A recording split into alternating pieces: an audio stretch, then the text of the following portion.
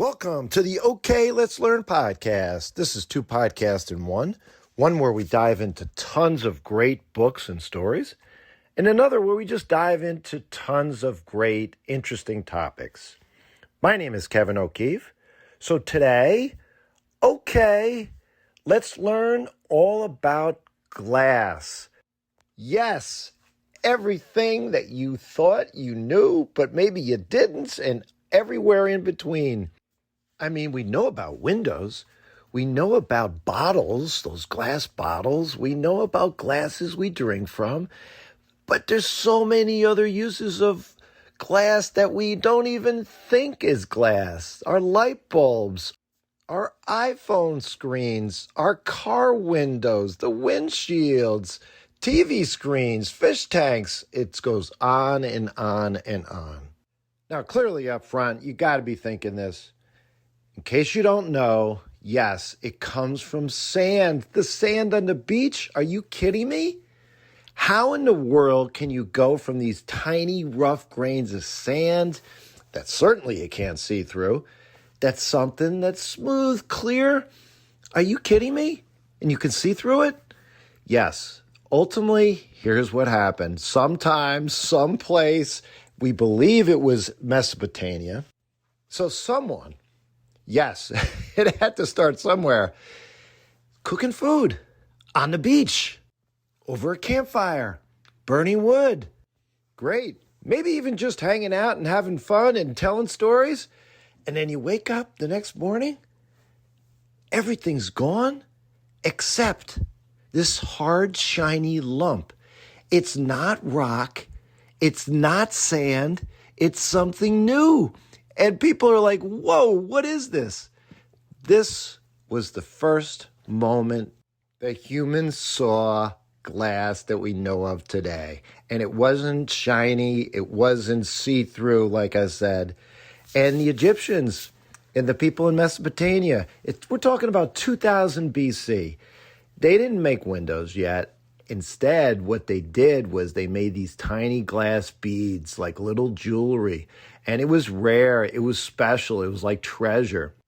Now, here's how it's made. Because it wasn't just sand that was being melted into glass. People threw everything else into the mixture, into the fire, just as if you're making some kind of different recipe, some type of soup.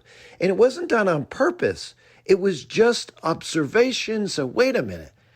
I added this to the fire with the sand, and now the next morning, my little mixture, my little beads of jewelry, they look different.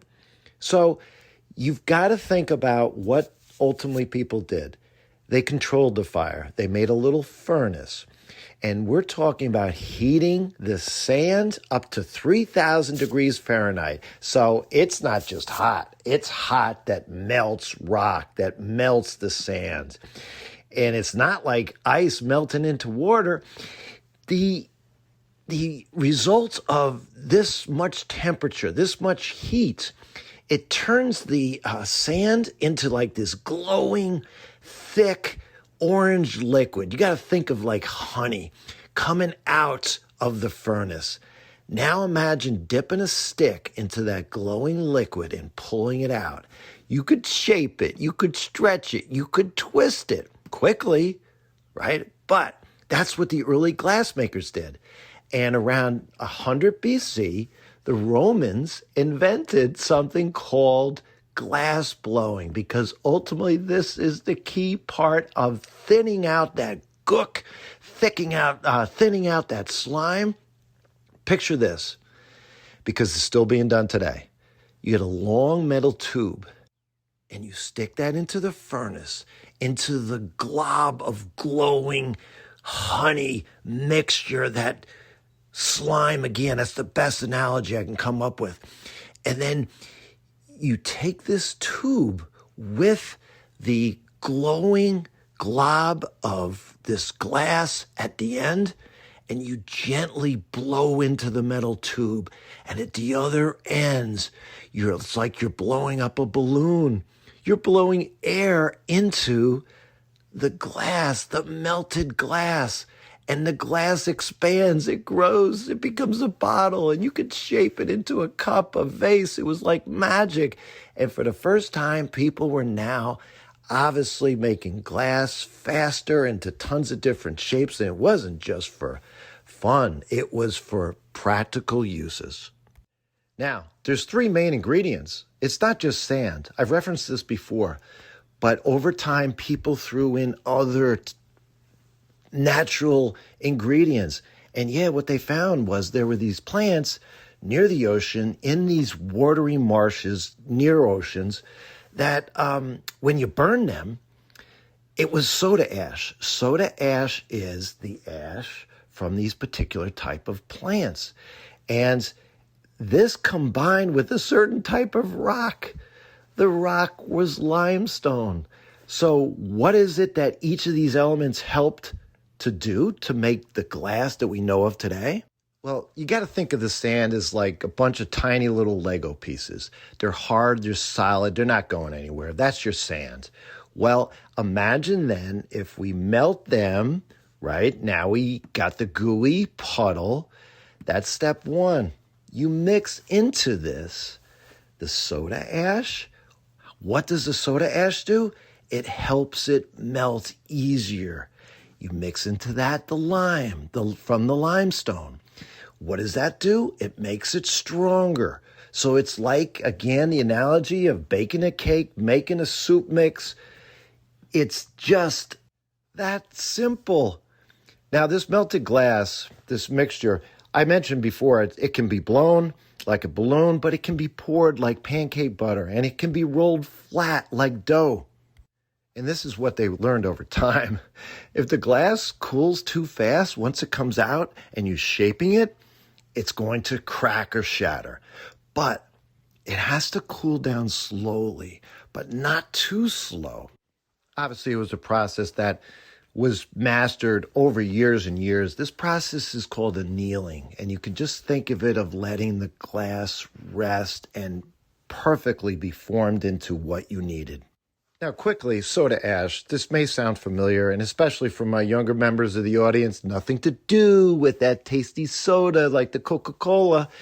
No, like I mentioned, it's ash, right? Ash is what's left over after you burn something. You burn wood. Well, in this case, you burn this special plant.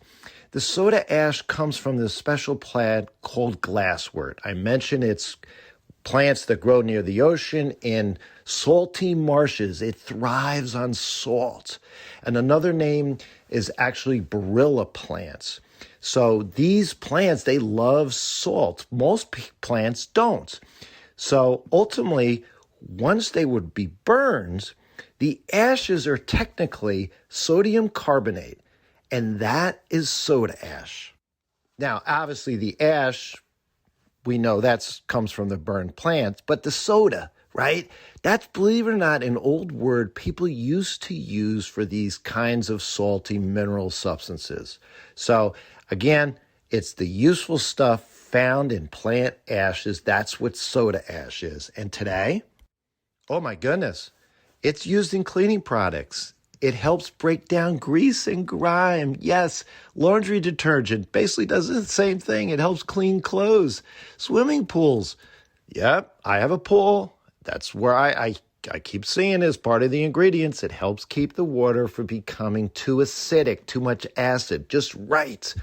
And yes, you use it in little amounts in baking and food. It actually helps dough rise. Now, one final point here. Some of you may be thinking, oh, that's that Arm & Hammer, that little orange box that mom keeps in the refrigerator. Close, but it's not. That's baking soda. Baking soda actually has similar usage, especially in baking. But yes, you have that orange box. It's baking soda, not soda ash. And that actually, one of the things that helps the dough, and that's why it's in the refrigerator, it helps remove some of these horrible smells. But this is not an episode on baking soda. This is glass and the first windows. Because windows became kind of really important and we take them for granted today. We can see the outside world and we can still stay warm in our homes. But these first windows, they were horrible. They were thick, bubbly, cloudy. You couldn't see through them. We need something. Here's some words for my younger members of the audience. You need something that's transparent. You can completely see through. Translucent is partly, you can see shadows on the other side. Everything is fuzzy. We needed something that you could see through clearly. So over time, people got better playing with this glass. And by the Middle Ages, the glass makers were creating beautiful, not just see-through glass, clear glass, but they made stained glass, like the ones you see in churches.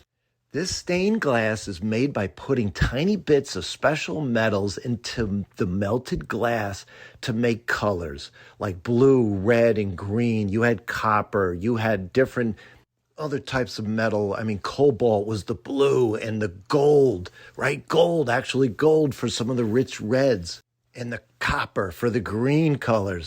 Then you would let it cool, and you would cut it into small pieces, almost like a puzzle. An artist would paint little details like faces and clothing onto the glass using this special pigment, this special dark coloring.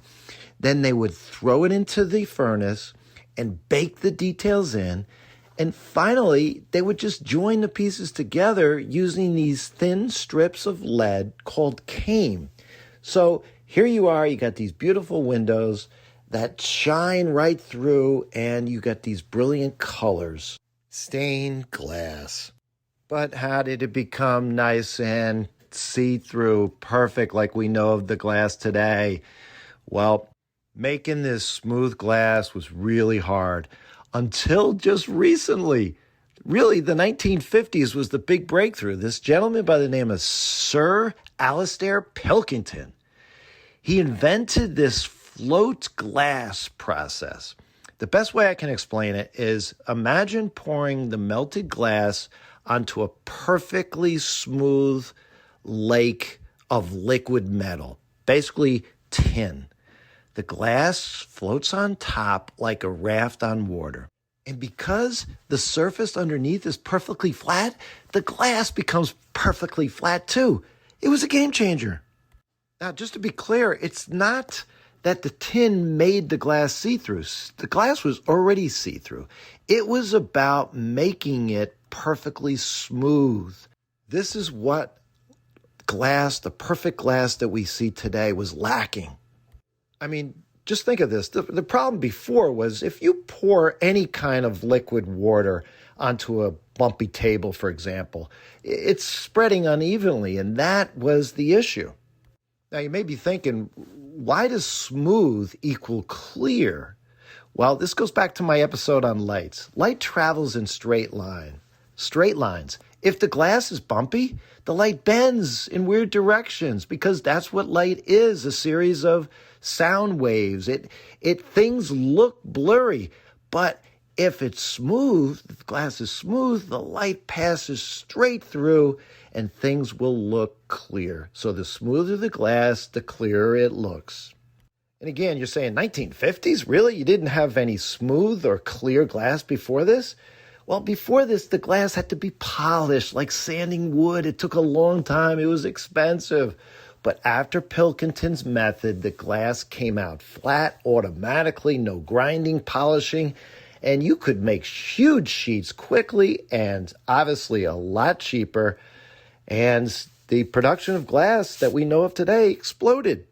Now, I just misspoke. I just realized the lights I mentioned is not sound waves. It's electromagnetic waves. But again, using the analogy about light traveling in straight lines, it was all about making sure that this glass could be smooth. And when it's smooth, you've got the waves passing through it, and everything looks clear, like I said before. So to wrap up our podcast, some other fun facts about glass. We mentioned they're in smartphones. Well, that strong glass right there in where you touch, right, it's designed to resist scratches and cracks. Although you throw it down on a blacktop, you're going to still get some cracks. That's what glass does. But it carries the internet. The tiny strands of glass send light signals across the oceans So all the videos, all the games, all the messages, they're traveling through glass. And yeah, glass is used in medicine, syringes, test tubes, certainly science all over the place. Telescopes use glass lenses to look at stars billions of miles away, obviously. And your eyeglasses, you need to read. And yeah, going back to the glass that's in our iPhones, in our smartphones, again, we know this, but you drop it, it will not shatter. And yes, it may crack a little bit, but it's going to take some, really tough situations for it to crack. They call it Gorilla Glass. And in fact, in many cases, it's stronger than steel. And finally, we know this, but it's 100% recyclable. It can be melted and remade again and again. So, the next time you're at the beach, hanging out, making those sandcastles, play with it.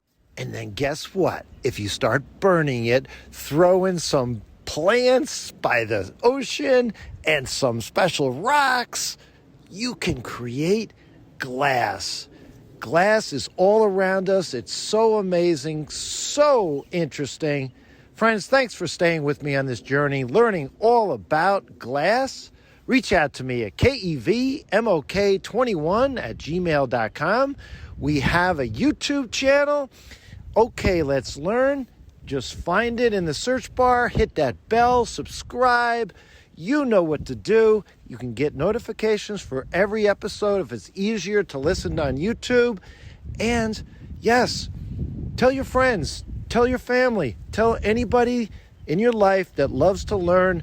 We're trying to get out episodes every day. We'll continue going and going and going because learning never ends. Future episodes, just to let you know, we will be starting a new book that we're going to read together in my class. We will definitely hit a lot of different stories, lots of different topics. The fun part is what is going to be tomorrow. So, again, thanks for staying with me on this journey. Until next time, have fun and keep learning.